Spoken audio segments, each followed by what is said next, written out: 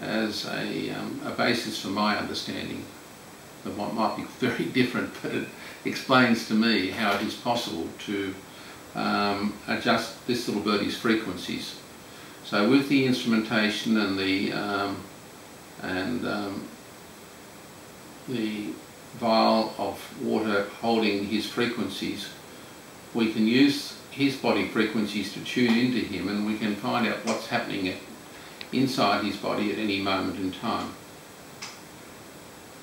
We can also check some of the invisible to most of us aspects of his body, the auric fields, some of the other bodies that surround him. If you've looked at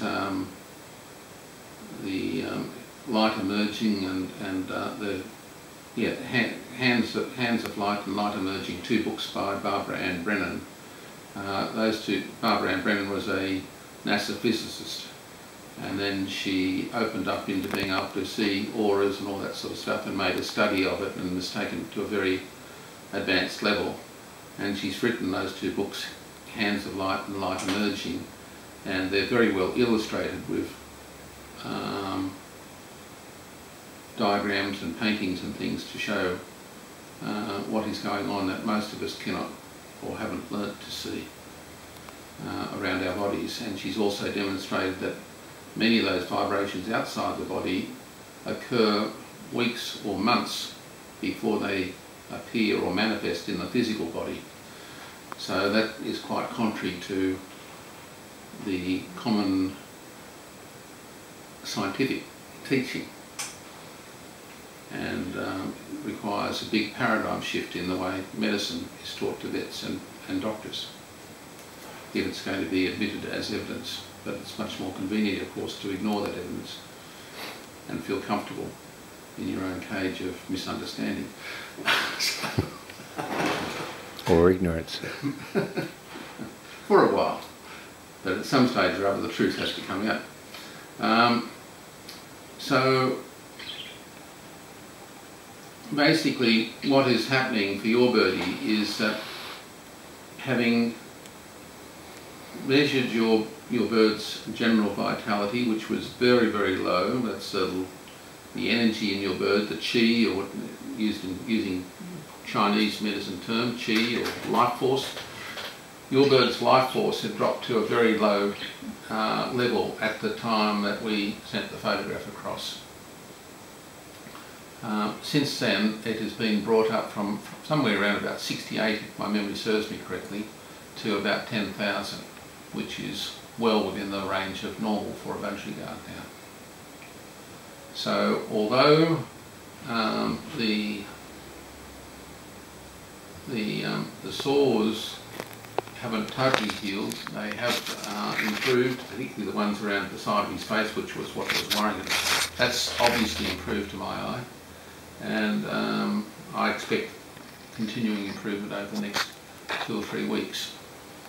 And if that isn't enough to bring in an autoimmune response or a healing response, or isn't enough to resolve the issue, well then there are a few other things that as a result of having those clues about papillomavirus we can try.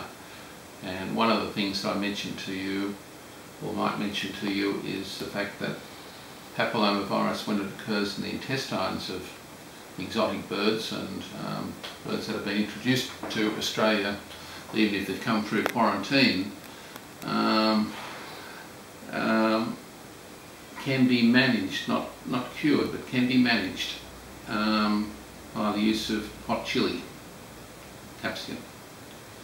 And we'll go through those treatment options or health and wellbeing options down the track if they prove necessary.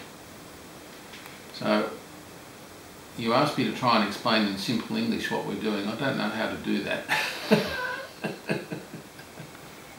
Because I don't think there is simple English to explain it, except it works. I like the tuning fork analogy. Right, well the tuning fork analogy, I don't, if you've seen that experiment done or demonstrated, or if you've done that experiment with a tuning fork and a guitar or other vibrating string of appropriate dimensions, yep, that one explains to me how we make adjustments and things. I still find it hard to accept that it's written in the Bible that, you know, something like the shiver of a blade of grass is felt throughout the universe. And I now know that to be factual. Certainly it's felt throughout the world. And each of us is intimately connected with every other living being around the world. And so our thought processes, and particularly our intent, is now realised to be of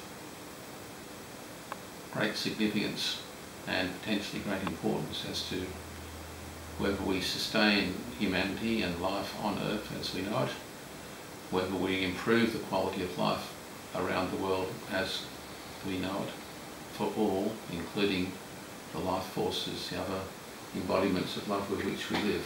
That's certainly what I'm aspiring to do and to teach. So thanks, Greg. Thank you, Ross. Thank you.